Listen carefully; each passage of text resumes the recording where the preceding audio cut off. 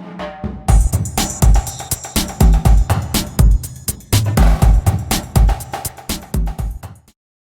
I'm Stephen Harrell from Tiny House Listings, and today I'm going to show you how to make a small space heater using a couple of tea lights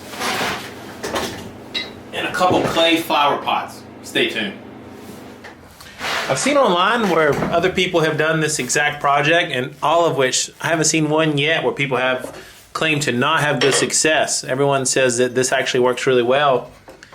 So I wanted to give it a try and show everyone here on Tiny House Listings, because if this does work and you can heat a small space with it, this might be a very cheap way and easy way to heat your tiny house, especially if you have something kind of rustic where you only visit every now and then, or if it's a small office, or if you have a super small tiny house, or even, you know, the micro cabins that you'll see online and that type of thing.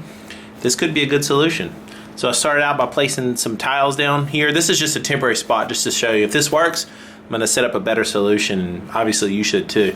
But I put some tiles down here, and then we'll place the tea lights here. That's the next step.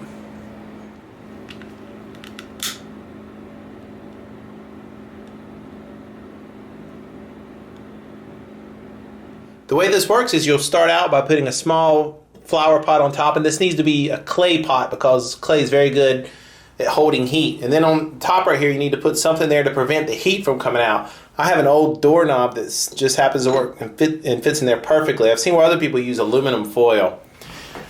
Then on top of that, you'll place a larger clay pot.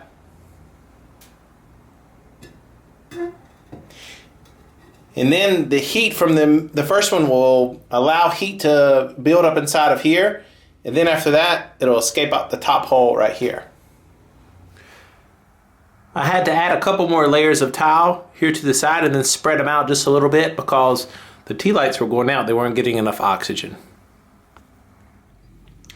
I've had this thing going about 10 or 15 minutes now, and to start out with, there really wasn't a whole lot of heat coming up top.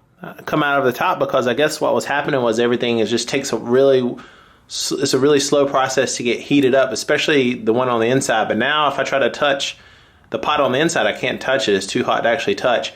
And there's quite a bit of hot air coming out the top, and now this outside one is actually starting to heat up. And I think that's really going to be where the majority of the heat comes from, radiating off this last one. And when I first started it, I was kind of a skeptic. I really didn't think 4 candles could put out this much heat, but it's actually doing pretty well. The jury's still out to see how well this would actually be heating a room. About 15 minutes into this thing being cranked up, I wasn't all that impressed. I was actually a little disappointed because it wasn't all that heated and it wasn't cranking out a whole lot of heat. But so then I went back to my desk and did a little bit more work, and then came back about 15 minutes later. And it seems that this thing takes a long while, 30 minutes to crank up. So it's a slow and steady process of it getting up to heat. But once it does, I'm amazed that 4 candles can put out this much heat. There's a lot of heat up top, and the outside surface of this whole thing is so hot that you can't touch it. So it's radiating a lot of heat, and I think I'm pretty impressed. I'm pretty convinced that this could heat up a small space, or at least supplement. But for something like a micro camper, or a teardrop, or just a small little shack that you maybe use as an office or something like that, I'm pretty convinced that this thing will do a good job heating it. It's a slow and steady process of getting it up to heat, but once it does really well. And so let's talk about price. The inside pot was $2 and the outside pot was $3. And each of these tea lights that you use are only a couple pennies if you buy them from IKEA. You can get a 100-pack of them. And let's see, so you use about 4 of these at a time, and they'll burn for 4 to 5 hours.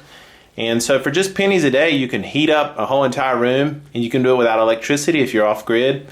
Or it's just kind of a cool, different way of heating a room, and I like it. So go out there and try it. Or if you have any other ideas of some alternative ways to heat a room and that you think are efficient and cost effective, let me know, and I'd be happy to do a video on it. Or maybe you can share a video you've done, or pictures, or just a story, and we'll share it with everyone else. So thanks for watching. See you on the next video. Take care.